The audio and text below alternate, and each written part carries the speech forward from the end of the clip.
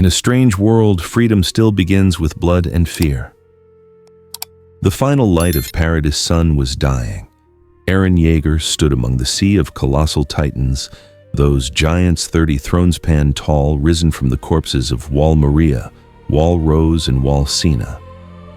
The rumbling had begun. Millions of footsteps, each as large as a hab block, marched forward, shaking the world with the rhythm of apocalypse. Within the bone cage of the founding titan, Eren felt every memory of his ancestors flowing through him. Every scream of the dead, every moment of freedom, stolen every chain that bound the Eldian people.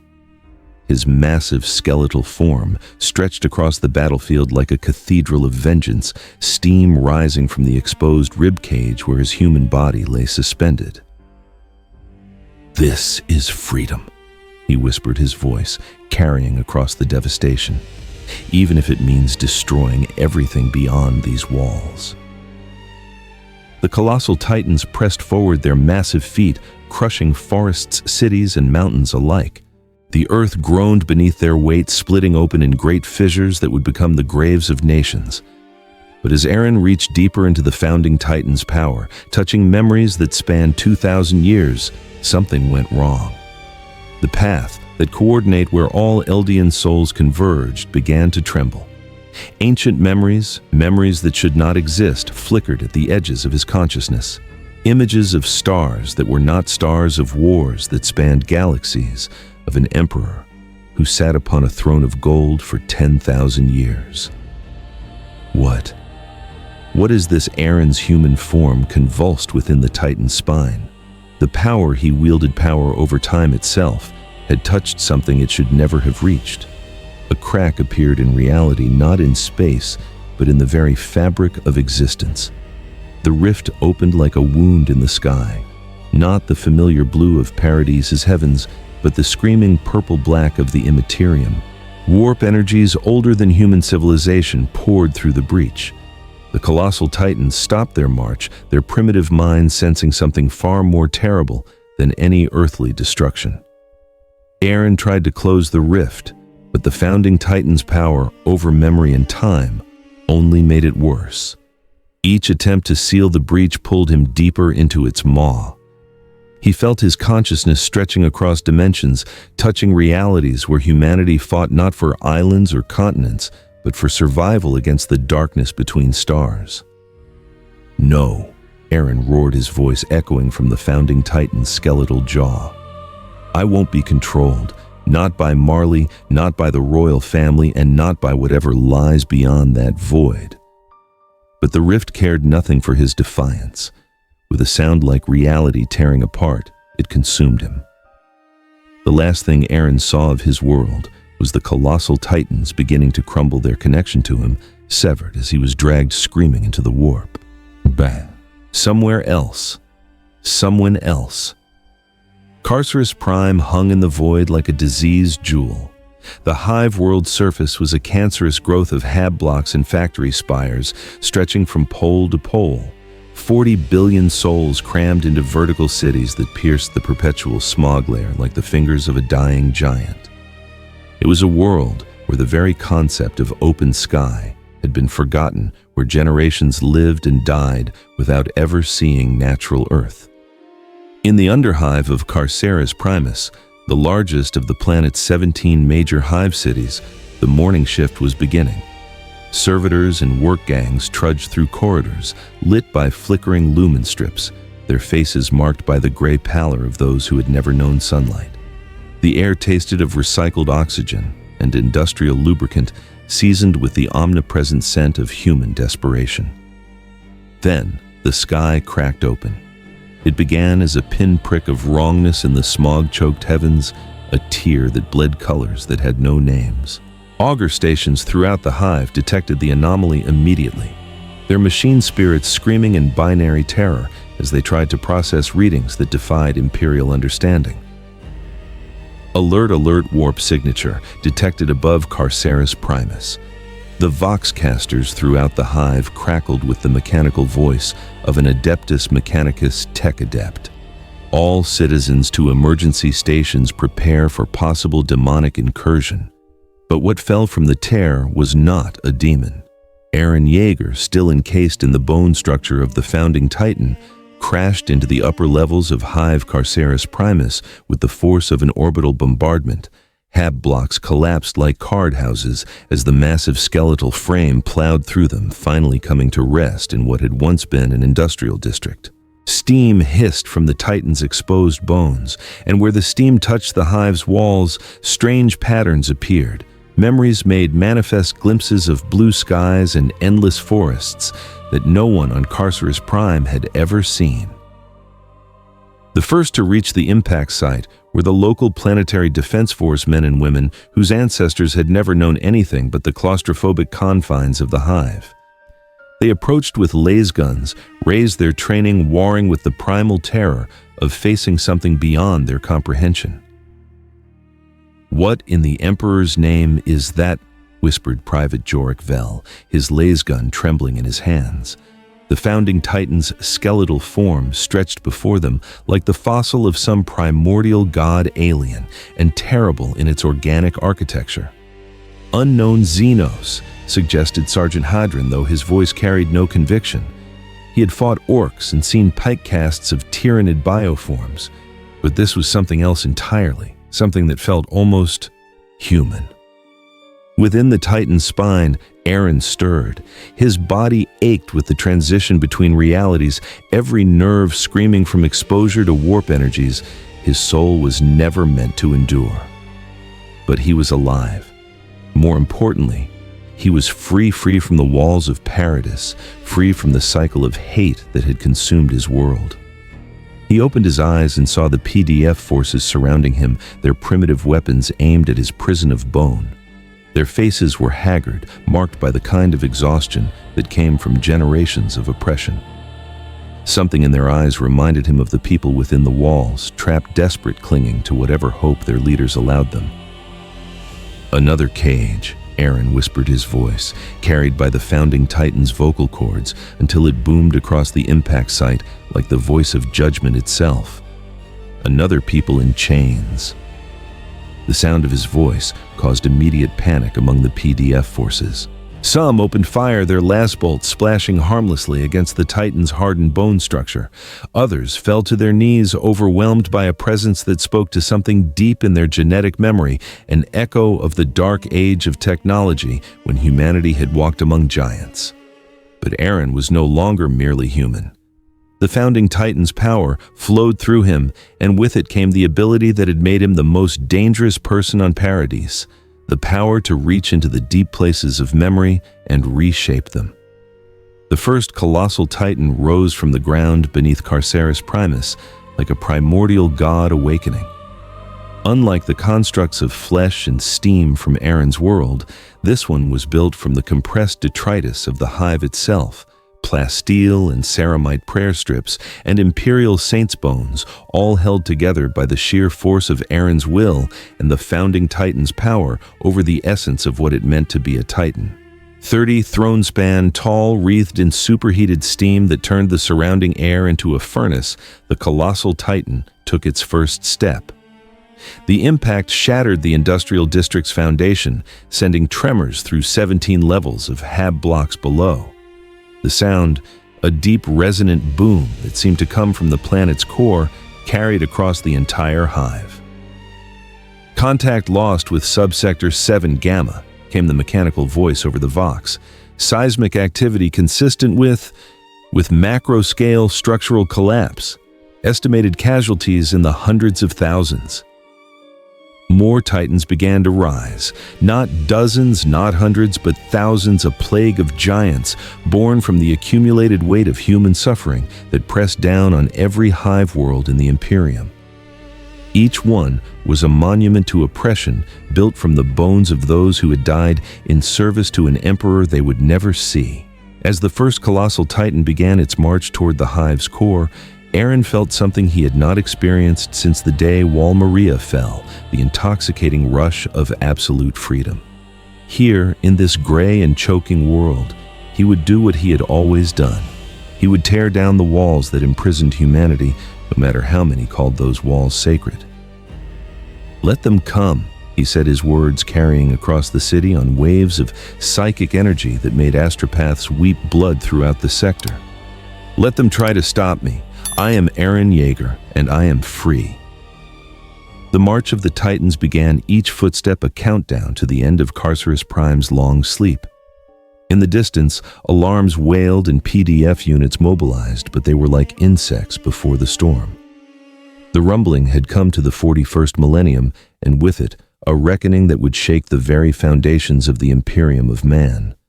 The age of the heretical Titan had begun.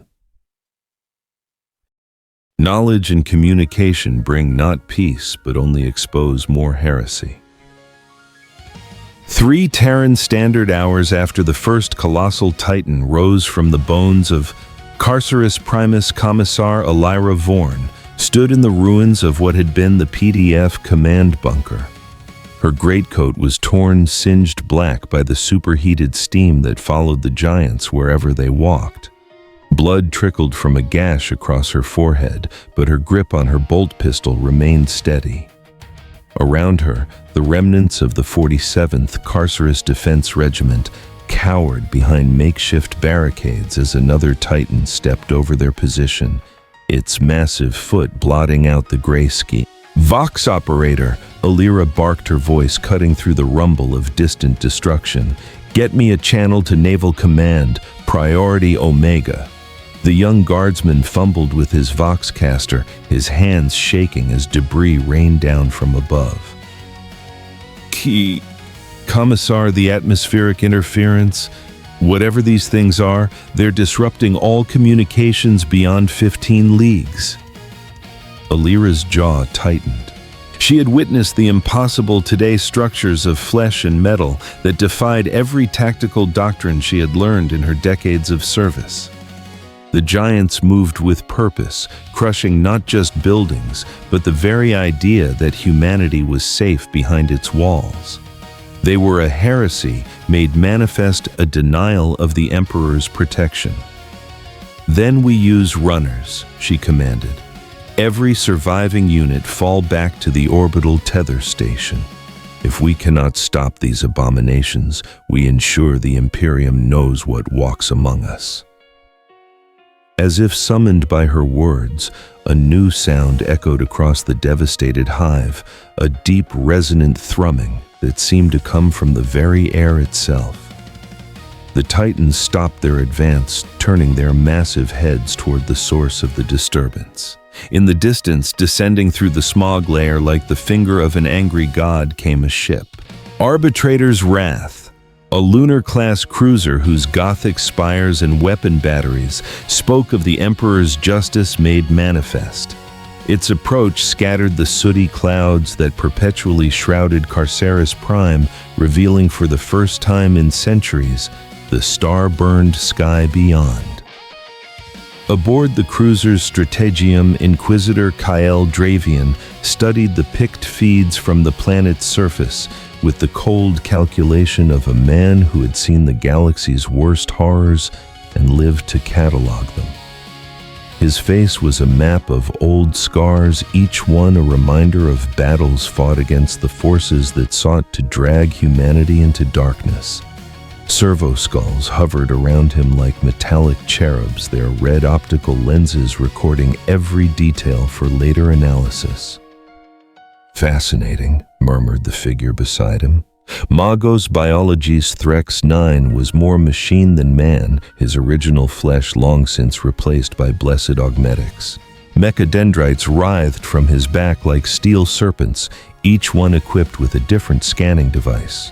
The Xenos constructs appear to be composed of both organic and inorganic matter, held together by principles that my cogitators cannot fully analyze. Dravian's augmetic eye whirred as it focused on the largest of the readings, the skeletal framework that had been the source of the initial breach. "Your assessment, Magos, unknown technology, Lord Inquisitor, possibly of Dark Age origin, though the bioformic components suggest Xenos involvement. The energy readings are unique. Not warp-based, not nuclear, but something that operates on principles we do not understand." then it is dangerous. Dravian's statement was flat final. In his experience, anything the Imperium did not understand was a threat that had simply not yet revealed its full malevolence. Begin preparations for exterminatus protocols. If these constructs cannot be contained... My lord, Threx 9 interrupted his vox grill crackling with static. I would request time to study the phenomenon. The Omniscia teaches that knowledge, even dangerous knowledge, serves the Emperor's will. These entities could hold secrets that might benefit the Imperium. Dravian turned his scarred face toward the tech priest. And if your studies unleash something that consumes this entire sector, how does that serve the Emperor's will? Before Threx 9 could respond, the ship's vox system crackled to life. The voice that emerged was tired, gravelly, marked by the accent of the Hiveborn. Imperial vessel. This is Commissar Elira Vorn, 47th Carcerus Defense Regiment. We have a situation down here that defies classification. Request immediate assistance. Dravian activated the response channel. Commissar, this is Inquisitor Dravian of the Ordo Hereticus. Report. There was a pause filled with the distant rumble of destruction. When Elira's voice returned, it carried the weight of someone who had seen their world end. My lord, approximately 6 hours ago, an unknown entity crash-landed in Hive Carcerus Primus. It has summoned massive constructs that are systematically destroying the Hive. Our weapons are ineffective. The entity appears to be, my lord, it claims to be human. Impossible, Threx 9 whispered. Dravian's expression did not change. Elaborate, Commissar. The entity is contained within some form of organic framework similar to reports from death worlds where primitive tribes worship bone idols. But my lord, it speaks. Not Gothic, but our augur equipment suggests it is attempting communication. This gave Dravian pause. In his centuries of service, he had encountered countless xenospecies rogue psychers and demon-possessed humans, but few had actively sought to communicate with Imperial forces. Most were too alien, too corrupted, or too hostile to make the attempt. Commissar, you will establish a perimeter at maximum safe distance. Do not engage directly unless fired upon. I am deploying an investigation team. Understood, my lord. But sir, the giants are still moving.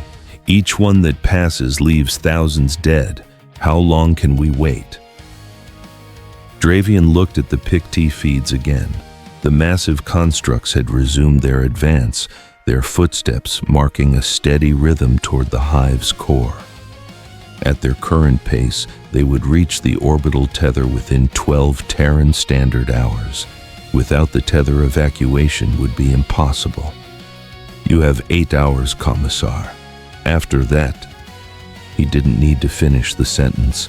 Every Imperial citizen knew what came after failed evacuation protocols. On the surface within the bone cathedral of the founding Titan, Eren stirred from the trance-like state that had gripped him since his arrival. The power flowing through him was different here, rawer, more chaotic than the controlled energies of his home world. Every use of the founding Titan's abilities felt like reaching into a furnace, but the results were undeniable. Across Carcerus Prime, his colossal titans continued their march, each one a monument to his unbreakable will. But something was troubling him. The people of this world, they were human, undeniably so, but they lived like prisoners. Their cities were vertical dungeons, their lives regimented by an authority so absolute that it had become like gravity, invisible, inescapable, crushing. Worse, they seemed to accept it. Eren had fought against acceptance his entire life, against accepting that humanity would forever be prey to titans, against accepting that Eldians deserved their persecution, against accepting any limitation on his freedom. But here he sensed something different. Not resignation born of defeat, but a faith so complete that it had replaced the very concept of questioning. A sound reached him through the founding Titan's senses, the mechanical whine of vehicles approaching across the rubble. PDF forces moving with the disciplined caution of soldiers who had been ordered to observe rather than attack. Among them, he sensed something else, a presence that radiated authority and suspicion in equal measure. Eren's human consciousness focused, and the founding Titan's massive skull turned toward the approaching forces. Steam hissed from between its teeth as it spoke the words forming in a language he had never learned, but somehow understood, as if the very act of existing in this reality had taught him its tongue. "You come without weapons raised." The Titan's voice boomed across the devastation, each word like the echo of thunder. "That is wisdom. I have no quarrel with those who do not seek to cage me." Among the PDF forces, a figure stepped forward. Even from his elevated position, Eren could sense the difference in this one, the rigid posture, the cold certainty that marked those who had never questioned their purpose. A commissar, though he did not yet know the term. "I am Commissar Elira Vorn of the 47th Carcerus Defense Regiment." The figure called out, her voice carrying clearly across the broken landscape. "By whose authority do you destroy Imperial property and murder Imperial citizens?" Imperial.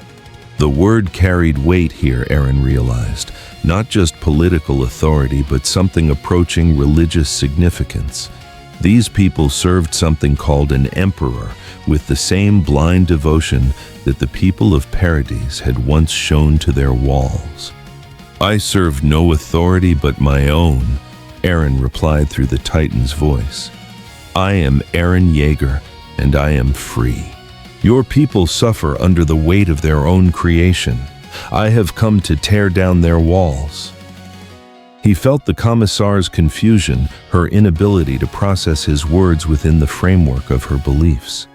To her, the very concept of existing outside imperial authority was not rebellion, it was madness. But among the other soldiers, Eren sensed something different. Hidden deep beneath their conditioning, buried under generations of indoctrination, was a spark he recognized. The same desperate hunger for something beyond the walls that had driven him to fight the titans of his own world. Reaching out with the founding Titan's power, Eren touched that spark in one of the guardsmen, a young man whose face bore the gray pallor of the hive-born. The contact was gentle, almost surgical, as Eren shared not memories of another place, but simply the concept of what lay beyond the walls of their prison city. The guardsman gasped, dropping his laser gun as images flooded his mind. Open sky, clean air, the freedom to walk beneath stars without permission from any authority. For a moment, the indoctrination that had shaped his entire existence wavered. What did you show me?" The guardsman whispered, his voice barely audible but carrying clearly in the sudden silence. "The truth," Eren replied, "that there is more to existence than this cage you call civilization." And in that moment, the first crack appeared in the absolute certainty that held the Imperium together. Not a crack in walls or weapons, but in something far more fundamental, the unquestioning faith that had bound humanity to its golden throne for 10,000 years. Commissar Vorn raised her bolt pistol, aiming it not at the Titan, but at her own guardsman. "Heretical thoughts are a cancer," she declared. "They must be cut out before they spread." But before she could fire, more voices rose from the ranks, other guardsmen who had caught glimpses of Eren's truth, whose minds had been touched by the possibility of something beyond their gray existence. "Commissar," one of them said, his voice full of wonder and terror in equal measure, What if there's another way?" The bolt pistol trembled in Vorn's grip. In 30 years of service, she had never hesitated to execute a heretic. But this was different. This was not corruption by chaos or alien influence. This was something that spoke to the deepest parts of the human soul. High above, aboard the arbitrator's wrath, Inquisitor Dravian watched the scene unfold through his ship's auger arrays. He had seen enough. "Magos," he said quietly, "begin exterminatus preparations. Whatever this entity is, it has already accomplished something no demon or Xenos has managed in 10 millennia. "What is that, my lord?"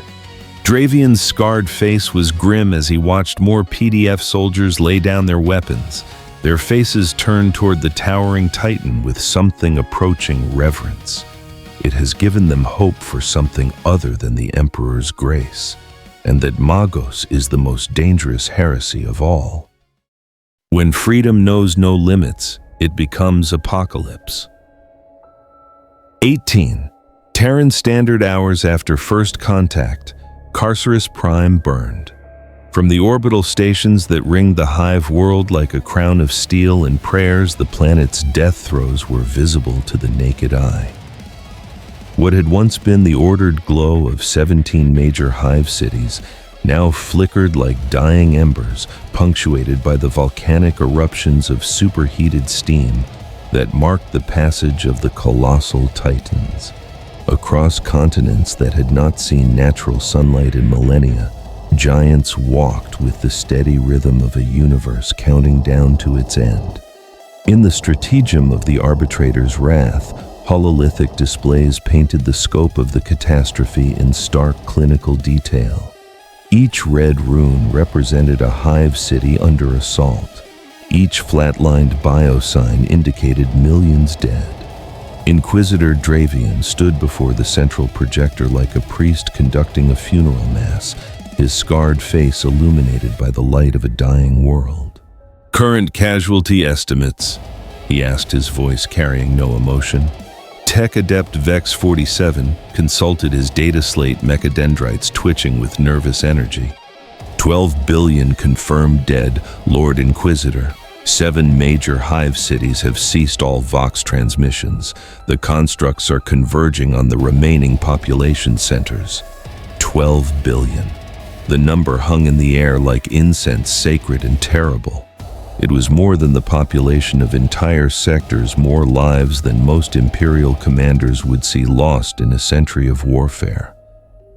Yet Dravian's expression remained unchanged. In the calculus of the Imperium, individual suffering was merely data to be processed and filed. "Pattern analysis," he continued. Magos biologist Threx 9 stepped forward, his augmetic limbs clicking against the deck plating. "The entity appears to be demonstrating strategic intelligence beyond simple destructive impulse.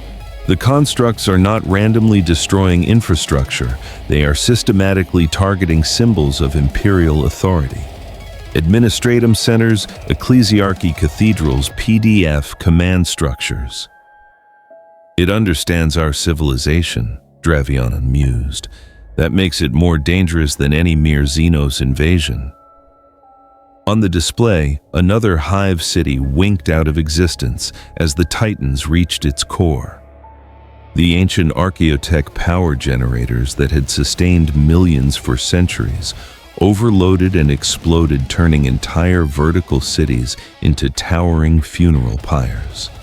The shockwave was visible from orbit, a ring of fire that expanded outward like the footprint of an angry god. "Lord Inquisitor," came a voice from the Vox station. "We're receiving scattered transmissions from the surface. Commissar Vorn is requesting immediate evacuation for remaining PDF forces." Dravian's augmetic eye focused on the communication station. "Put her through." The hololithic display flickered, resolving into the static, washed image of Elira Vorn. The commissar's uniform was torn and blackened, her face streaked with soot and blood. Behind her, the skeletal remains of what had once been a hab block stretched into the smoke-choked sky like the fingers of a buried giant. My lord, Alira's voice crackled through the interference. I must report unprecedented levels of civil disorder. The entity's influence is spreading beyond direct contact. Entire PDF regiments are laying down their arms. Some are actively assisting in the evacuation of civilians from the Titan's path. Assisting. Dravian's voice carried a dangerous quiet. Yes, my lord. They claim the entity has shown them something. A vision of life beyond the hive walls. They speak of open skies, and Alira's voice broke slightly. My lord, I've executed 17 guardsmen for heretical utterances in the past 6 hours. The corruption is spreading faster than I can contain it. Dravian exchanged a glance with Threx 9. The tech priest's optical lenses whirred as they adjusted focus. Fascinating. The entity appears capable of mimetic contamination without direct warp influence, a purely psychic phenomenon operating on principles we do not understand. Lord Inquisitor, Alira continued, I request permission to fall back to the orbital tether, if we can establish a secure perimeter. Negative, Commissar. Dravian's interruption was final as a blade falling. You will maintain position and continue observation. The entity's influence must be documented and analyzed. My lord, with respect, my forces are down to 12% combat effectiveness. The Titans will reach this position within 4 hours. We cannot. You will hold position, Commissar, for the Emperor. The transmission cut to static. Dravian turned away from the display, his mind already moving to larger considerations. 12 billion dead was a tragedy. The possibility of the entity's influence spreading beyond Carceres Prime was an existential threat to the Imperium itself. Magos, he said quietly, how long until your analysis is complete? Threx 9's cogitators hummed with processing power. Unknown, Lord Inquisitor. The entity's technology operates on principles that require fundamental revision of our understanding of both biology and psychic phenomena. I estimate several standard years of study would be required to... You have 6 hours. My lord, that is insufficient time to 6 hours, Magos. After that, this world dies and your specimens with it. On the surface of Carceres Prime, Eren Yeager walked among gods. The founding Titan's skeletal form moved through the ruins of Hive Carceres Primus like a cathedral, given life, its massive frame crackling with energies that bent reality around its passage. Each step sent tremors through the earth, but Eren barely noticed. His consciousness was expanded beyond the confines of his human body, spread across the thousands of colossal titans that now marched across the planet's surface. Through their eyes, he saw everything.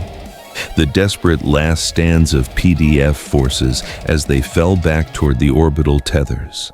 The streams of refugees fleeing the advancing giants, their faces marked by the first hope many had known in generations. The commissars and ecclesiarchs who screamed orders that no one followed anymore, their authority crumbling like ancient parchment in a hurricane. But most importantly, he saw the cracks. Not in buildings or walls, but in the absolute certainty that had held this civilization together for millennia. Every person who looked up at his titans and saw not monsters but liberators, every guardsman who threw down his laser gun rather than fire upon the refugees, every citizen who dared to imagine a life beyond the gray confines of their hive prison, each one was a crack in the foundation of the Imperium itself. You understand now. Eren whispered, his words carried by the founding Titan's voice across the devastation. The walls they built around you were never for protection.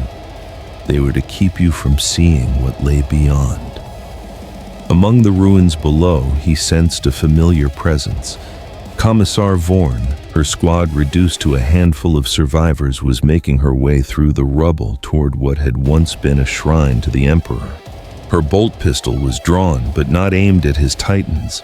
It was pointed at her own men, those who had begun to question the orders that demanded they die for a cause they no longer understood. Eren focused his attention on her, curious about this one who clung so desperately to chains, even as the walls of her prison crumbled around her.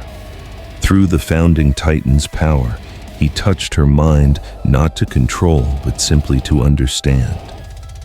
What he found there made him pause. The Lyra Vorn was not driven by blind fanaticism as he had first assumed.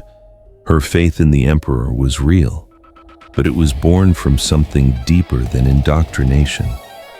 She had seen the alternatives. In her memories, Eren glimpsed fragments of campaigns fought against chaos cultists who sacrificed children to demon princes against Xenos, who harvested human souls like grain against rogue psychers who turned entire populations into willing slaves. For all its cruelty and oppression, the Imperium she served was humanity's shield against things far worse than mere tyranny. Her faith was not the product of ignorance, but of knowledge, the terrible knowledge of what waited in the darkness beyond the Emperor's light. "You fight not because you love your chains," Eren murmured, his voice reaching her through the founding Titan's psychic emanations, "but because you fear what would replace them." Alira stumbled, her bolt pistol wavering as she felt his presence in her mind. "Get out," she whispered, then louder. "Get out." "I am not your enemy, Commissar," Eren replied. "I am what you made me. Every wall you build, every freedom you deny, every choice you steal, all of it creates the very thing you fear most." "You are heresy incarnate," Alira spat, raising her weapon toward the distant skeletal form of the founding Titan. "You would tear down everything we have built, everything we have sacrificed to preserve." "Yes," Eren said simply, "because what you have built is a cage, and I would rather see humanity free and dead than alive and chained." The bolt pistol barked once, its mass-reactive shell streaking toward the Titan's skull. It impacted harmlessly against the hardened bone, but the gesture was noted. This one at least would never bend. As if summoned by their confrontation, another presence made itself known. The air around the founding Titan began to shimmer with colors that had no names, and whispers echoed from directions that did not exist. Chaos had taken notice of the disturbance drawn by the psychic emanations of Eren's power and the sheer scale of death that marked his passage. "Such beautiful destruction," came a voice like silk over broken glass. "Such magnificent hate. You would make a worthy champion, little godling." Eren's consciousness recoiled from the contact. This was not like the warp energies that had transported him to this reality. This was something actively malevolent, something that sought to corrupt and consume rather than simply exist. He had felt its touch before, in the moments when his rage threatened to consume everything he claimed to protect. "Join us, and we will give you the power to tear down every wall in the galaxy. Every chain will be broken, every throne toppled, every god brought low. Is this not what you desire?" For a moment, Eren was tempted.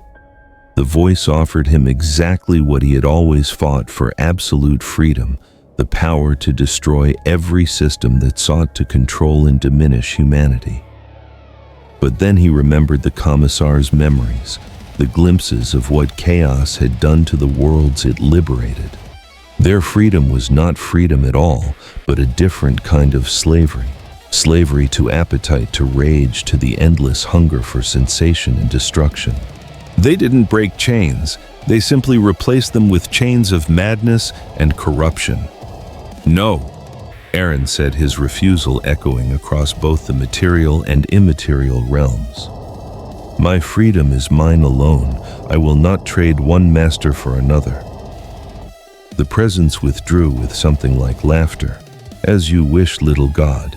But remember, when your noble defiance has been ground to dust beneath the wheels of their golden empire, we will still be here. We will always be here." As the chaos influence faded, Eren felt something else approaching from orbit. The ship that had been watching from the edge of the system was moving closer, its weapon batteries charging with the kind of power that could crack continents. Through the founding Titan's enhanced senses, he could feel the hatred radiating from its commander, not the hot rage of a warrior, but the cold fury of a man who had seen too much to ever truly hope again. All mortal freedom becomes small before the eternal war machine. The heavens split open with the sound of 10,000 thunderclaps as the drop pods of the Adeptus Astartes punched through Carceres Prime's atmosphere. Each pod was a shrine to destruction wrapped in adamantium and ceramite, bearing within its blessed hull a warrior who had known no defeat for centuries. Behind them, descending on pillars of plasma fire and righteous fury, came the god machines themselves, imperial titans walking cathedrals of war whose very presence reshaped the battlefield around them. At the center of the formation strode Dominatus Rex, a warlord-class titan whose shoulders scraped the lower clouds. Its void shields crackled with barely contained energy, and the twin barrels of its volcano cannons glowed with the heat of caged stars. Upon its command, Bridge, Princeps Majoris Hadrian Vex, felt the machine spirit's eagerness for battle thrumming through the neural links that bound his consciousness to the god machine. Target acquired, reported Moderati Quintus through the Mind Impulse Unit. Bearing 37 Mark 8, range 14 leagues and closing. Through the Titan's optical arrays, Hadrian beheld the enemy. The skeletal framework of the founding Titan rose from the ruins of Hive Carceres Primus, like the fossilized remains of some primordial god, its bone-white structure wreathed in steam that carried the psychic resonance of impossible memories. Around it, colossal titans marched in perfect formation, their massive forms blotting out sections of the gray sky. "By the Omnissiah," whispered Tech Adept Vex 7 from his position at the targeting cogitator. "The Xenos constructs. They're not attacking randomly. They're maintaining formation, responding to tactical commands." Hadrian's augmetic implants processed this information with cold efficiency. In his 3 centuries of service, he had faced orc gargants, chaos demon engines, and tyrannid biotitans. But this was something new, an enemy that combined the raw destructive power of the Xenos with the tactical sophistication of human warfare. "All stations prepare for engagement," he commanded, his words carried through the Titan's internal Vox network to every gun crew and tech priest within the massive war machine. "For the Emperor and the Omnissiah, let none survive to spread their heresy." The first exchange came at maximum range. Dominatus Rex's volcano cannons spoke with voices like the birth of suns, launching twin streams of plasma that could melt through a battleship's armor in seconds. The shots struck the nearest colossal Titan center mass, carving molten furrows through its improvised carapace of hive debris and compressed metal. Steam erupted from the wounds like the breath of a dying dragon, but the giant did not fall. Instead, it turned toward the Imperial formation with movements that defied its massive size. Where Eren's colossal titans had been simple instruments of destruction, these new constructs showed adaptations born from his growing understanding of this reality's warfare. Hardened plates of ceramite and plasteel, scavenged from the ruins of hab blocks and defense batteries, formed crude but effective armor across their vital areas. More disturbingly, some carried weapons, massive clubs and spears forged from the skeletal remains of orbital defense platforms. "Impossible," Moderati Quintus breathed through the neural link. "Xenos constructs do not adapt that rapidly. The pattern suggests..." His words were cut off as return fire erupted from the colossal titans, not the expected energy weapons or projectile ordnance, but something far more primitive and infinitely more terrifying. The giants hurled massive chunks of debris with accuracy that spoke of intelligence beyond mere animal cunning. Twisted spires from demolished cathedrals, the shattered remains of PDF bunkers, entire sections of collapsed hab blocks, all became projectiles in the hands of creatures whose strength defied comprehension. The void shields of Dominatus Rex flared as a piece of debris the size of a transport truck impacted against the energy barriers. The shield held, but the impact registered across every sensor array, causing warning runes to flash amber across the command bridge. "They're using kinetic bombardment," Tech Adept Vex 7 reported his mechadendrites working frantically at his cogitators. "Crude but effective. If they concentrate fire." Another volley answered his concern. This time, 3 colossal titans threw in unison, their projectiles converging on Dominatus Rex's position with mathematical precision. The void shields blazed with overload, their protective barrier flickering as capacitors strained to disperse the kinetic energy of the impacts. Hadrian felt the machine spirit's anger through the neural interface, a cold fury that demanded vengeance for the insult of being struck by such primitive weapons. "All weapons concentrated fire. Target the lead construct. Reduce it to component atoms." The Warlord Titan's armament spoke in unison. Volcano cannons, laser destructors, and turbo laser batteries painted the battlefield in blinding light as terajoules of energy converged on a single colossal titan. The giant's improvised armor boiled away under the onslaught, revealing the organic framework beneath. For a moment, it seemed the concentrated firepower would achieve its goal. Then, the steam cleared, and the colossal titan still stood.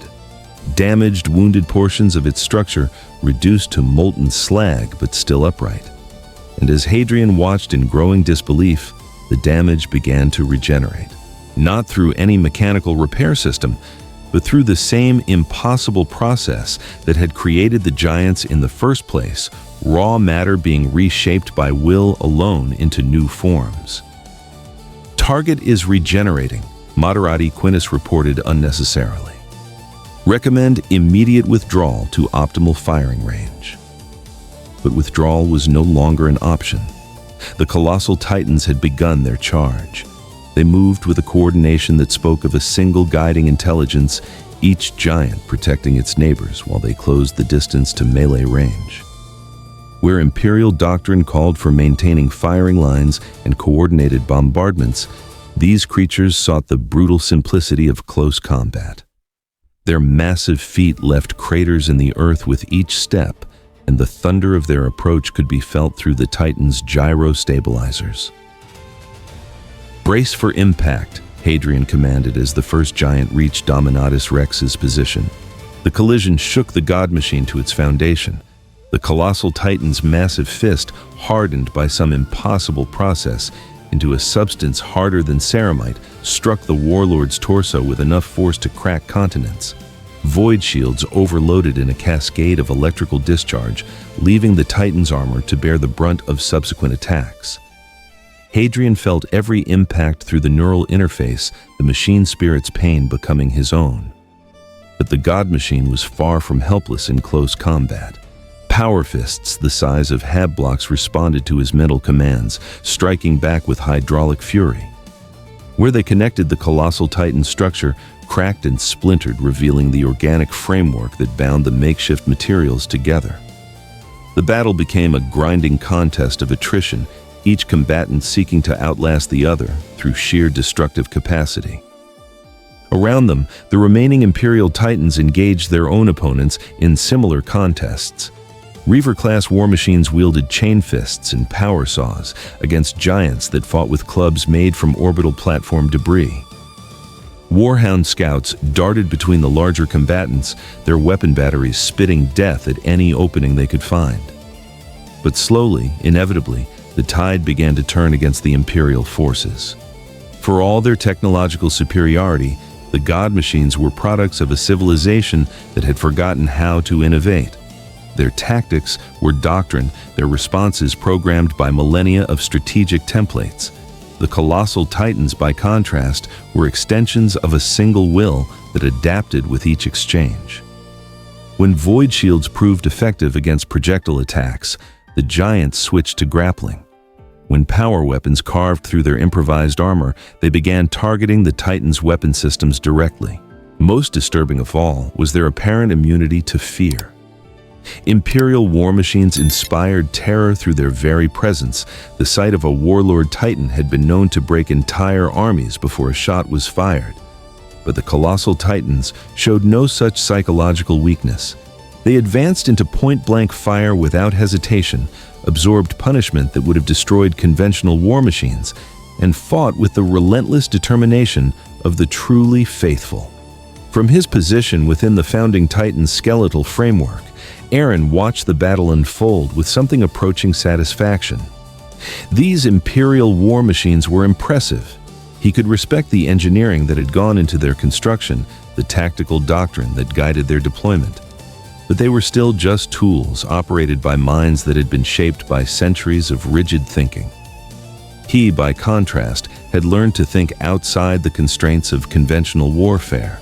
Every colossal titan was an extension of his will, capable of adaptation and innovation in ways that no manufactured war machine could match. Where the Imperial commanders saw only crude giants throwing debris, Eren saw an opportunity to demonstrate the fundamental difference between freedom and slavery. The enslaved mind could only respond according to its programming. The free mind could rewrite the rules of engagement entirely. "You fight well." Eren's voice carried across the battlefield through the founding Titan's psychic emanations, reaching every warrior on both sides. "Your machines are monuments to human ingenuity, your tactics refined by millennia of warfare. But you have forgotten the most important lesson of combat." One of his colossal titans grappled with a Reaver-class war machine, its massive hands tearing away armor plating with methodical precision. The Titan's crew fought back with desperate courage, but their training had not prepared them for an enemy that could learn and adapt faster than their tactical doctrine allowed. "The will to fight is worth more than any weapon," Eren continued, "and my will is free, while yours is chained to the commands of distant masters who will never know your names." As if to emphasize his point, the grappling colossal titan found the Reaver's critical systems and began to tear them apart. The war machine's death was not quick. Its machine spirit fought to the end, its weapons firing until the very moment its power core went critical. The explosion took both combatants, but Eren had already begun forming a replacement from the scattered debris. Princeps Hadrian felt his own situation growing desperate. Dominatus Rex had taken significant damage, its armor scarred by impacts that had exceeded all projected tolerances. Warning runes painted the command bridge in hellish red light, and the machine spirit's pain was becoming difficult to bear through the neural interface. Worse, the enemy was learning. Each exchange taught the colossal titan new ways to exploit the god machine's weaknesses. It had begun targeting joint servos and actuator assemblies, seeking to cripple rather than destroy. The strategy was working. Dominatus Rex's movements were becoming sluggish, its responses delayed by damaged systems. "Moderati," Hadrian commanded through gritted teeth. "Prepare the plasma annihilator for overload firing, maximum yield. Princeps that will exceed all safety parameters. The reactor will hold long enough to complete the mission. Do it." The weapon's charging cycle began with a sound like reality tearing apart. Within the Warlord Titan's chest cavity containment fields strained to hold energies that belonged in the heart of a star. Warning klaxons wailed as temperature readings climbed beyond the red line, but Hadrian ignored them all. If this was to be his final battle, he would ensure it was remembered. The plasma annihilator fired at point-blank range, unleashing a stream of stellar fire that could have carved through a ship of the line. The beam struck the colossal titan's center mass with enough energy to glass a city, vaporizing everything it touched in a pillar of superheated plasma that reached toward the gray sky like an accusing finger. When the light faded, the colossal titan was gone. In its place stood a crater that glowed with residual heat, its edges fused into glass by temperatures that existed nowhere in nature. For a moment, Hadrian allowed himself to hope that the battle might be won. Then he felt the tremor beneath Dominatus Rex's feet. The founding titan was moving. Eren's true form, the skeletal cathedral that had served as his command center throughout the battle, began to rise from the ruins where it had rested. Not the labored movement of a damaged machine, but the fluid grace of something that had never been mechanical to begin with. Its bone-white structure seemed to drink in the light around it, creating an aura of wrongness that made the very air taste of copper and ozone. "Your tactics are sound," Eren said, his voice now carrying the weight of something beyond human comprehension. "Your warriors brave, your machines impressive, but you fight for a dream of order that has become a nightmare of stagnation." The founding titan's massive hand reached down toward Dominatus Rex with deliberate slowness. Hadrian ordered all remaining weapons to fire, but the energy beams seemed to bend around the skeletal giant, absorbed by forces that operated outside the normal laws of physics. "I fight for something simpler," Eren continued as his fingers closed around the god machine's torso. "I fight to be free." The sound of ceramite and adamantium being crushed was like the death cry of a mechanical god. Hadrian felt the machine spirit's agony through the neural link, its rage and pain becoming his own, as systems failed in cascade throughout the massive war machine. Warning lights died one by one as power conduits severed, and the bridge crew worked frantically at manual controls as their cybernetic interfaces went dark. But even in death, Dominatus Rex maintained its defiance. Emergency protocols activated, flooding the reactor chamber with coolant that would trigger a controlled detonation. If the god machine was to fall, it would take its destroyer with it. Eren sensed the approaching explosion through the founding titan's enhanced awareness. For a moment, he considered allowing it to happen. There was a certain poetic justice to ending this battle in mutual destruction. But he had not come this far to die in another reality's war. The founding titan's other hand moved with impossible speed, its fingers finding and crushing the reactor chamber before the detonation could reach critical mass. The god machine's death was reduced to a whisper instead of a roar, its spirit passing into the void with barely a murmur. Around the battlefield, the remaining Imperial Titans began their withdrawal. Their crews had seen enough to know that conventional tactics were useless against an enemy that operated outside the rules of warfare they understood. One by one, they disengaged from their opponents and began the fighting retreat toward the orbital tether, leaving their dead behind like monuments to the futility of rigid thinking. Eren watched them go without pursuit. He had proven his point that freedom properly applied could overcome any system of control. The survivors would carry word of their defeat back to their superiors, spreading the virus of doubt through the ranks of those who served the Golden Throne. But as the last Imperial war machine disappeared over the horizon, Eren felt a familiar presence returning to the battlefield. Not the crude whispers of chaos that had tried to seduce him earlier, but something far more dangerous, the cold attention of minds that viewed entire worlds as expendable assets in a larger strategic calculation. High above Carceres Prime, the guns of the Arbitrator's Wrath were training on the planet's surface, and Inquisitor Dravion was preparing to implement the final solution that had preserved the Imperium for 10,000 years. The time for the half measures had passed. What could not be controlled would be destroyed, and the ashes scattered to the void as a warning to any who might be tempted to follow the path of the heretical Titan. The real battle was about to begin. In the Imperium, heresy needs no demon, only a different dream. The silence that followed the destruction of Dominatus Rex was more terrible than any battle cry. Across the shattered landscape of Carceres Prime, where the bones of god machines lay scattered like the remains of fallen angels, a stillness settled that spoke of endings and beginnings in equal measure. The surviving Imperial forces had withdrawn beyond the horizon, their retreat marking not just a tactical defeat, but the collapse of a certainty that had endured for 10 millennia. In the strategium of the arbitrator's wrath, Inquisitor Kael Dravion stood before a hololithic display that painted the scope of the catastrophe in stark, pitiless detail.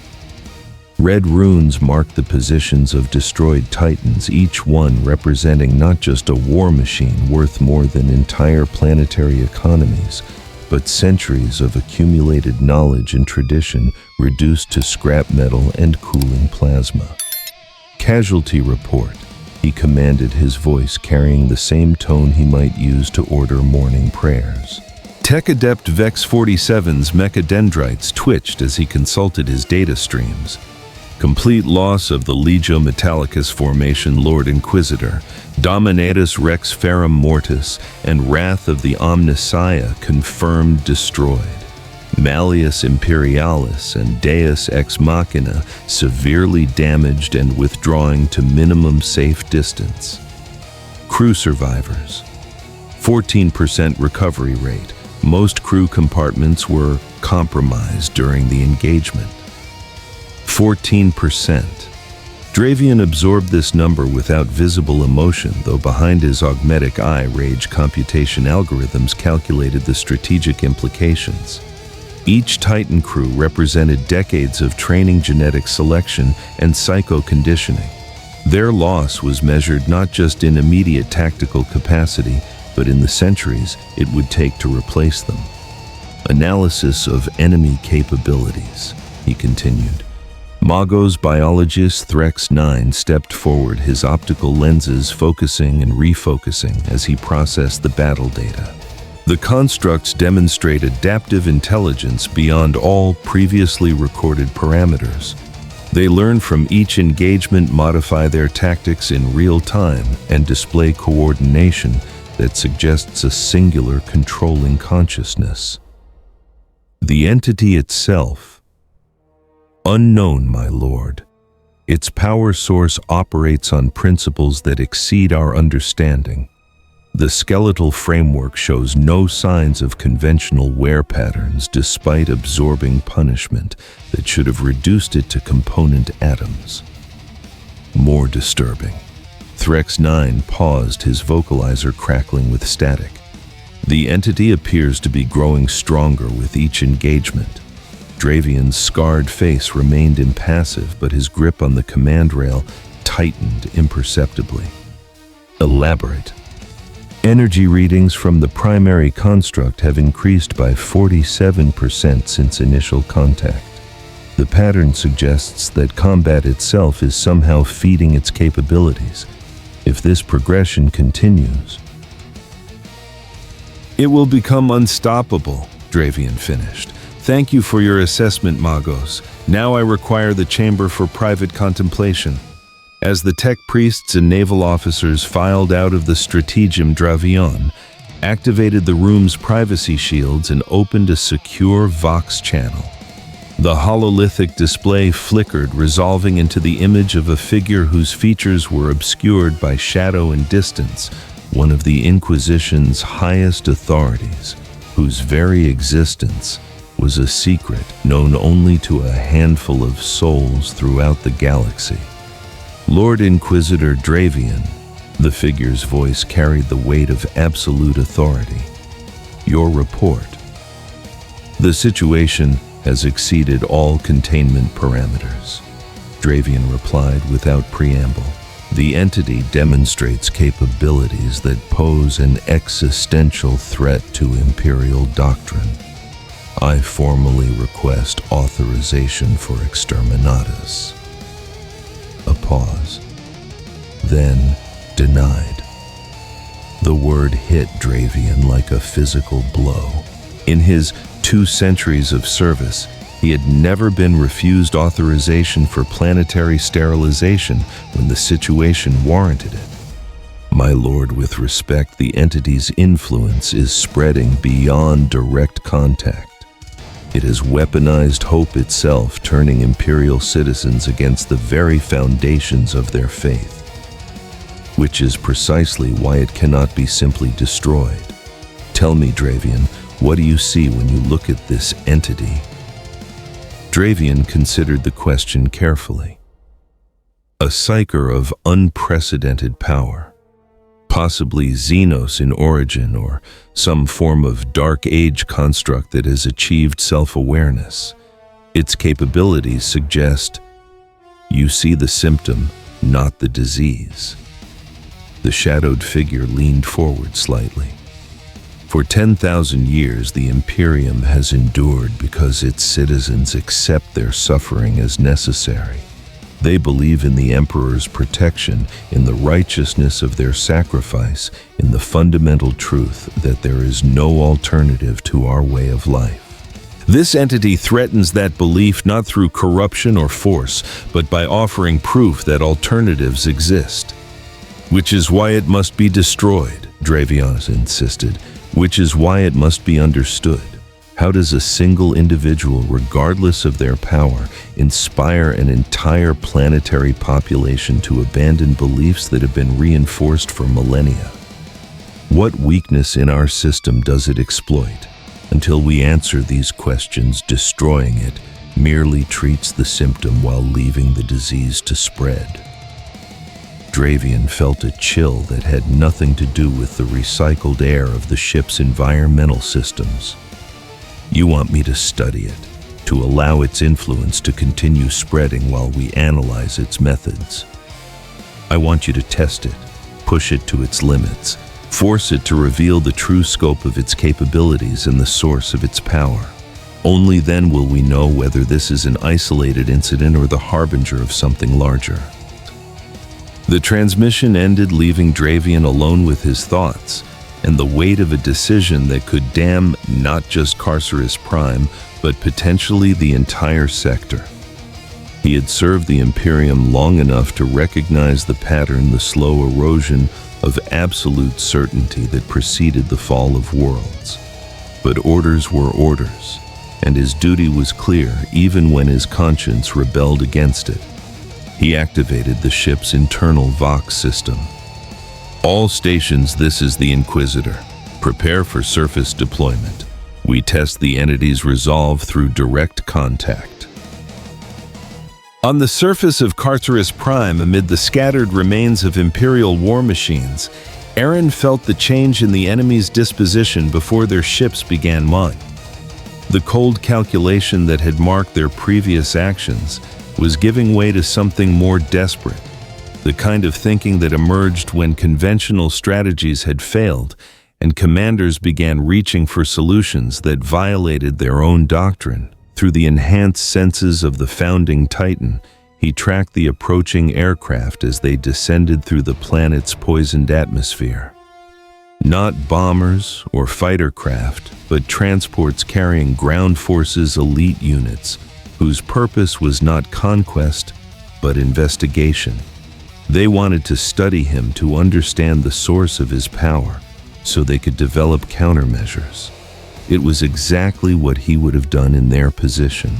The first dropships touched down 12 leagues from his position, disgorging troops whose equipment and bearing marked them as something beyond the ordinary Imperial Guard. These were Astartes Space Marines whose genetic modifications and psycho-conditioning made them the Imperium's ultimate weapon against threats that conventional forces could not handle. Their leader stepped forward as the transports lifted off, leaving the strike force isolated on the hostile surface. Through the chapter symbols on his armor, Eren identified him as a chaplain, one of the warrior priests whose function was to maintain the spiritual purity of their brothers in arms. His skull-faced helmet and Crozius Arcanum spoke of absolute faith and the willingness to die for principles that brook no compromise. "I am Chaplain Morteus of the Crimson Fists," the figure announced, his voice carrying clearly across the devastated landscape despite the distance.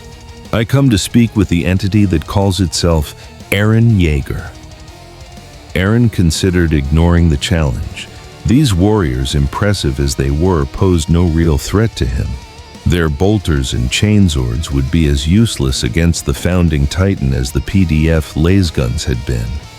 But something in the chaplain's tone suggested this was not a prelude to attack, but a genuine attempt at communication. "I'm here," Eren replied, words carried by the Titan's psychic emanations. "Speak your peace, warrior of the false emperor." A ripple of tension passed through the Space Marine formation at the casual blasphemy, but Chaplain Morteus raised his hand to forestall any aggressive response. "You claim to fight for freedom, yet your actions have brought only death and destruction. How do you justify the murder of 40 billion innocent souls?" "Innocent?" Eren's laughter was like the echo of breaking worlds. They lived their entire lives in cages, forced to worship a corpse on a golden throne, denied even the knowledge that alternatives existed. Their deaths were a mercy compared to the slow, spiritual suicide you call civilization. The Emperor protects. The Emperor enslaves. Eren cut him off. Just as the walls of paradise enslaved my people, just as every system of control enslaves those it claims to protect. I have seen what lies beyond your Imperium, Chaplain. I have seen the price of your protection, and it is too high. Morteus stepped closer, his brothers maintaining formation but allowing their leader to approach within conversational distance. You speak of alternatives. But what do you offer in place of the Emperor's order? What civilization can survive without law, without hierarchy, without the bonds that hold society together? True freedom, Eren replied. The right to choose one's own path to live and die by one's own decisions, rather than the commands of distant masters. Your people have forgotten what it means to be human because you have spent so long being imperial. And if their choice is to remain imperial, if they choose the security of the Emperor's protection over the uncertainty of your freedom. The question struck closer to home than Eren cared to admit. Throughout his campaign on Carceres Prime, he had encountered citizens who fled from his liberation as often as they embraced it.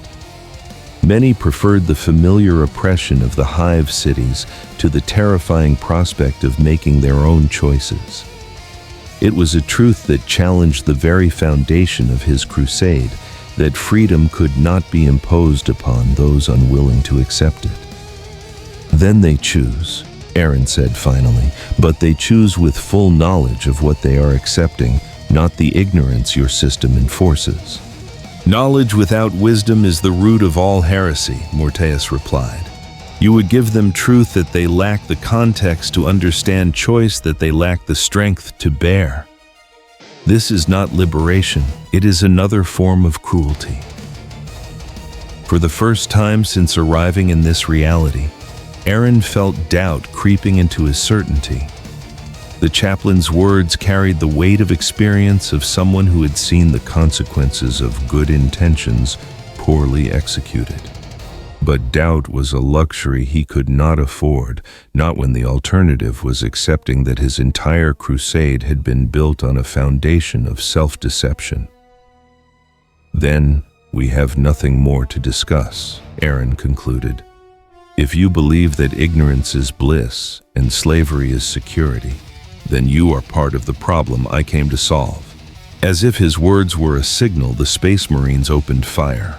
Not the disciplined volleys of the PDF, but the precisely coordinated assault of warriors who had spent centuries perfecting the art of killing. Bolt rounds detonated against the founding Titan's skeletal structure, while heavy weapons teams set up to provide sustained suppression fire. But even as the battle commenced, Eren noticed something troubling in the enemy's tactics. They were not trying to destroy him. They were trying to provoke a specific response. Each attack was calculated to test different aspects of his capabilities, each maneuver designed to force him to reveal more of his power. They were gathering data, learning his limitations, preparing countermeasures based on observed performance. It was exactly what he would have done. The realization that his enemies were as tactically sophisticated as himself brought a cold smile to Eren's human face. They thought they could study him like a specimen, catalog his abilities, like any other Xenos threat, and develop appropriate responses through systematic analysis. They had not yet grasped the fundamental difference between themselves and him. They fought according to doctrine. He rewrote the rules with every engagement. Reaching out with the founding Titan's power, Eren began to demonstrate exactly why their approach was doomed to failure. The memories of every Space Marine on the battlefield opened to his touch like books written in languages he had learned to read. Not their tactical knowledge or strategic planning, those were protected by psycho-conditioning and years of mental discipline. But their deeper memories, the experiences that had shaped them into the weapons they had become. In Chaplain Morteus, he found the memory of a boy who had watched his family die in an orc raid, who had sworn service to the Emperor not from blind faith, but from desperate need for something larger than his own pain. In the heavy weapons specialist, he discovered a former hive ganger who had chosen the Space Marines over execution, finding purpose in service that his previous life had never offered. Each warrior carried within them the same fundamental desire that drove Eren himself, the need for meaning, for purpose, for a cause worth dying for.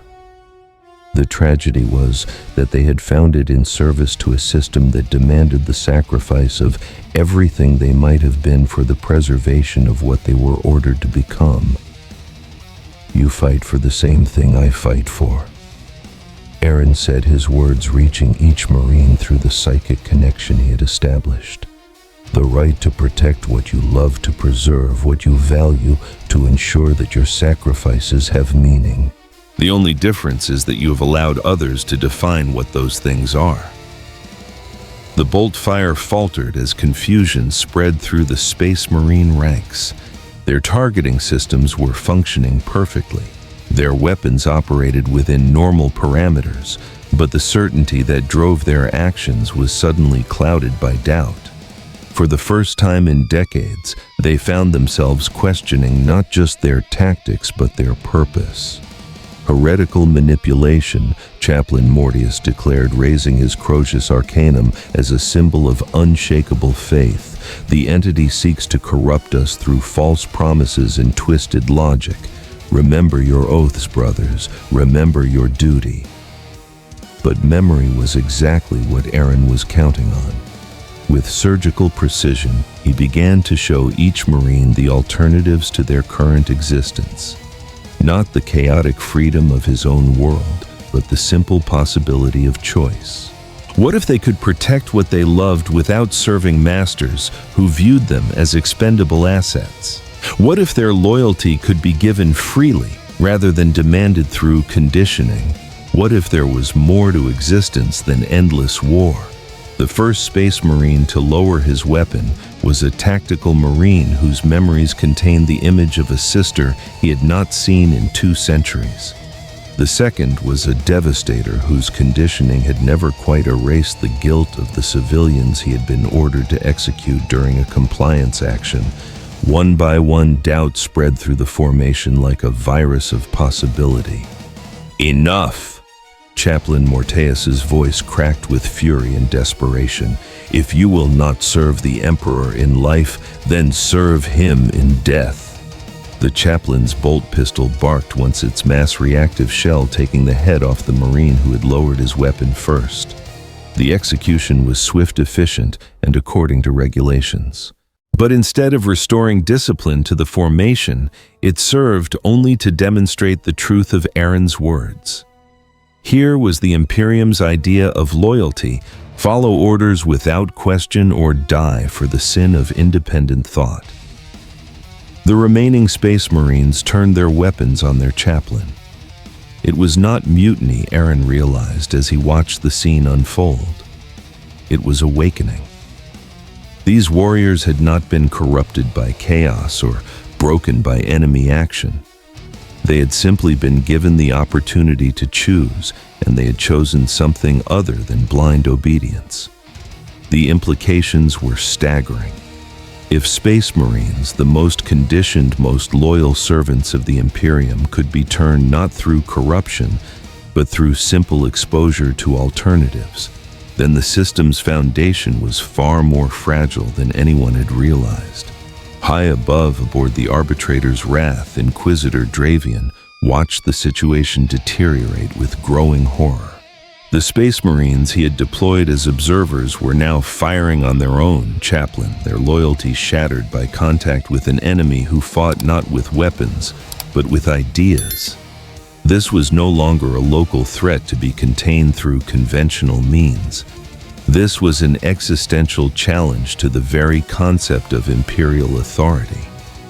If word of this spread, if other worlds learned that the Emperor's own angels of death could be turned against their masters, the rebellion would spread across the galaxy like wildfire. There was only one response that could prevent such a catastrophe. Dravian activated the ship's weapon systems, overriding the failsafes that prevented orbital bombardment of Imperial forces. Authorization or not, some threats were too dangerous to be allowed to spread. All batteries prepare for surface bombardment, he commanded. Target the entity's position, payload everything we have. As the cruiser's massive guns began to turn toward the planet's surface, Dravian made one final Vox transmission to the Inquisition High Command. The entity's true weapon has been identified. It does not corrupt through chaos or dominate through force. It liberates through choice. I am implementing Exterminatus to prevent ideological contamination from spreading beyond this system. May the Emperor forgive me for what I am about to do. The transmission ended and the guns of the Arbitrator's Wrath began to charge with the power to crack continents. The time for half measures had passed. What could not be controlled would be destroyed, and the ashes scattered to the void as a warning to any who might be tempted to dream of alternatives to the Emperor's truth. One man's freedom cannot stand against an eternal empire.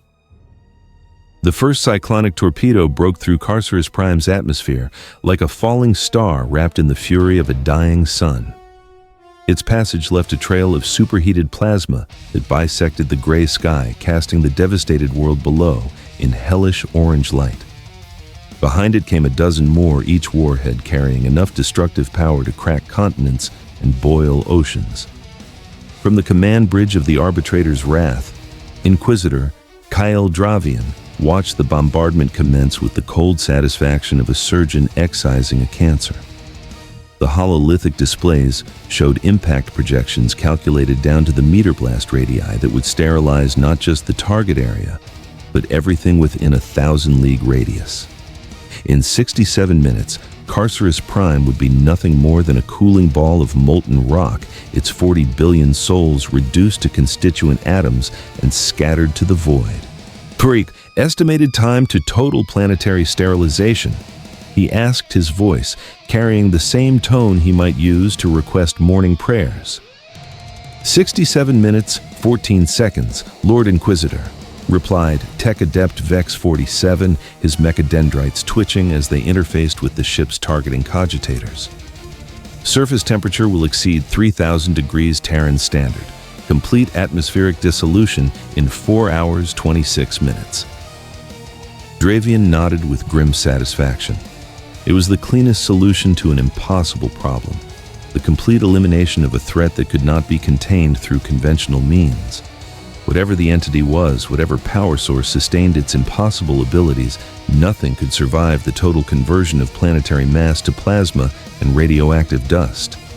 But as the first torpedo reached its target, coordinates something unprecedented occurred. The founding Titan moved. Not the labored shift of damaged machinery or the reflexive flinch of something facing destruction, but a fluid motion that spoke of power held in reserve. The skeletal giant's massive hand reached up toward the descending warhead with deliberate precision fingers, splaying wide as energies that had no name began to coalesce around the bone-white structure. Impossible, Tech Adept Vex 47 whispered, his optical lenses focusing and refocusing as they tried to process what the ship's sensors were recording. Energy readings are off all scales. The entity it's interfacing directly with the torpedo's containment field. The cyclonic torpedo slowed in its descent, caught in a web of forces that operated outside the normal laws of physics. Its fusion core, designed to detonate on impact and convert matter to energy through controlled stellar collapse, began to fluctuate as alien influences wormed their way into systems that should have been impossible to breach. Then, with a sound like reality tearing apart the warhead's destructive potential, was inverted. Instead of explosion, there was implosion. Instead of destruction, there was transformation.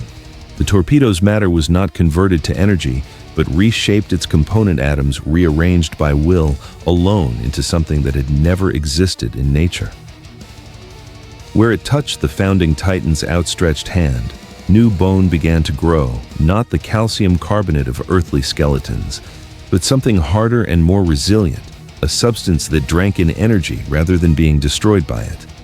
By the Omnissiah, Vex 47 breathed, it's absorbing the torpedoes, converting their destructive potential into biomass. The readings suggest. Speak, Dravian commanded, though his own augmetic eye was providing readouts that challenged everything he thought he knew about the universe. The entity is growing stronger with each impact. Mass is increasing, energy output rising exponentially. If the bombardment continues, we're not destroying it, we're feeding it. Dravian felt something he had not experienced in 2 centuries of service, genuine fear. Not the tactical concern of a commander facing superior numbers, but the existential terror of confronting something that operated outside the fundamental rules that governed reality itself. The entity was not just resistant to Imperial firepower, it was being nourished by it.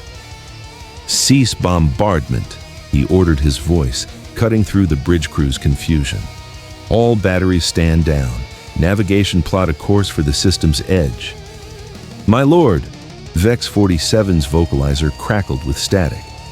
"The entity is still a threat to Imperial security. If we withdraw, if we continue feeding it our most powerful weapons, we risk creating something that could threaten the entire sector." Latry. Dravian's scarred face was grim as he watched the founding Titan continue to grow its skeletal structure, now reinforced with material that had once been instruments of planetary destruction. "We withdraw, we report, and we let others decide how to proceed." But even as the arbitrator's wrath began to turn away from Carceres Prime, Dravian knew that the decision had already been made at levels far above his authority. The planet would burn not from orbital bombardment, but from weapons that operated on principles more fundamental than mere nuclear fusion. In the deepest vaults of Terra, there were weapons that could unwrite the existence of entire star systems. Soon, very soon, those weapons would be turned toward this corner of the galaxy, and everything within a dozen light-years would be as if it had never been. On the surface of Carceres Prime, Eren felt the withdrawal of the Imperial forces like a physical weight lifting from his shoulders. The cyclonic torpedoes had been absorbed and converted, their destructive potential transformed into new strength for the founding Titan. Each warhead had added mass and energy to his already considerable power, proving once again that freedom could overcome any attempt at suppression. But the victory felt hollow. Through the enhanced senses granted by his expanded form, he could perceive the fear radiating from the retreating humans, not the healthy respect of one warrior for another, but the existential terror of minds confronted with something that challenged their most basic assumptions about reality. They would return, he knew, not with conventional weapons or tactical doctrine, but with something designed specifically to counter his abilities. The Imperium had endured for 10,000 years, not through blind strength, but through ruthless adaptation to any threat that emerged. If one weapon failed, they would develop another. If one strategy proved inadequate, they would devise alternatives, and eventually, they would find something that worked. The thought should have troubled him, but instead, it brought a strange sense of peace. He had not come to this reality expecting to survive indefinitely. The rumbling that had brought him here had also been a kind of suicide, the acceptance that his quest for freedom would ultimately cost him everything, including his life. The only question had been whether his sacrifice would have meaning. Looking out across the devastated landscape of Carceres Prime, Eren believed that it did. In the ruins of collapsed hive cities, he could see the first stirrings of something that had been absent from this world for millennia hope. The survivors who had witnessed his battle with the Imperial forces were not cowering in terror, but moving with purpose, beginning to rebuild their shattered communities according to principles they chose for themselves rather than orders handed down from distant authorities. They were learning to be free. It was a fragile thing, this newfound independence. Without guidance and protection, many would make choices that led to suffering and death. Some would long for the security of their former servitude and seek to restore the systems that had once controlled them. Others would interpret freedom as license, using their liberation to justify cruelty and exploitation. But some, perhaps only a few, but enough, would understand what he had tried to teach them. That freedom was not the absence of responsibility, but the acceptance of it. That true liberty came not from the destruction of all authority, but from the right to choose which authorities deserved allegiance. That the price of independence was eternal vigilance against those who would trade liberty for security. These lessons would spread, carried by survivors who had witnessed the impossible and lived to tell of it, not quickly and not without resistance, but inevitably. Ideas once released into the world had a way of finding root in the most unexpected places. As if summoned by his thoughts, a figure approached through the rubble. It was Commissar Alira Vorn, her uniform torn and blackened, but her bearing still rigid with military discipline. She had lost her bolt pistol somewhere in the chaos, but her hand rested on the hilt of a chainsword that looked as if it had seen recent use. "You're still here," she said, her voice carrying a mixture of surprise and resignation. "Did you expect me to flee?" Eren asked, his words carried by the founding Titan's psychic emanations. "I expected you to die when the bombardment began. When you absorbed those warheads, I thought perhaps you were some form of demon after all. Nothing human could survive what you just survived." "I am human," Eren replied. "Or I was once. What I am now, that's harder to define." Alira stepped closer, her weathered face looking up at the skeletal giant that towered above her like a monument to impossible defiance. "My men are dead. My world is dying. Everything I spent my life protecting is gone. But you're still here, and I need to understand why." "Because someone has to be," Eren said simply. "Someone has to stand against the systems that grind human souls into dust and call it civilization. Someone has to say that there are alternatives, even if speaking those alternatives costs everything. And if you're wrong, if the alternatives you offer lead to something worse than what we had before." Eren was quiet for a long moment, considering the question that had haunted him since his first glimpse of the world beyond the walls. "Then, they will learn from their mistakes and try again. That's what freedom means, the right to fail to suffer the consequences of your choices and to choose again with the wisdom that suffering brings. The Imperium would say that such wisdom comes too dearly, that it's better to accept the guidance of those who have already learned these lessons." "The Imperium would say many things," Eren replied, "but it would not say them to people who were free to disagree." Alira's hand tightened on her chainsword's grip, but she did not draw the weapon. "I should kill you. It's my duty as a commissar to eliminate threats to Imperial authority." "Yes," Eren agreed. "You should. Will you?" The question hung in the air between them like incense, heavy with implications that went far beyond the immediate tactical situation. In the end, Alira's choice would be a reflection of everything she had witnessed, everything she had lost, and everything she might yet become. Slowly, deliberately, she released her grip on the chainsword and stepped back. "I don't know," she said finally. "For the first time in my life, I don't know what I should do. And perhaps that's the point you were trying to make." Before Eren could respond, the sky began to change. Not the gray-brown of Carceres Prime's polluted atmosphere, but but something deeper and more fundamental. Reality itself was starting to fray at the edges, space-time buckling under the influence of weapons that existed in dimensions beyond the merely physical. Eren felt the approach of true ending, not death, which was simply a transition from one state to another, but absolute cessation. The Imperium had deployed weapons that could unwrite existence itself, removing not just his physical form, but any record that he had ever been. "They're going to kill the entire system," he said, wonder and rage mingling in his voice. "Everything within a dozen light years. Stars, planets, the space between them, all of it will simply cease to exist." Elira looked up at the distorting sky with the calm acceptance of someone who had always known this moment would come. The Imperium does not tolerate existential threats. Better to sacrifice a system than risk the contamination spreading. And you accept this.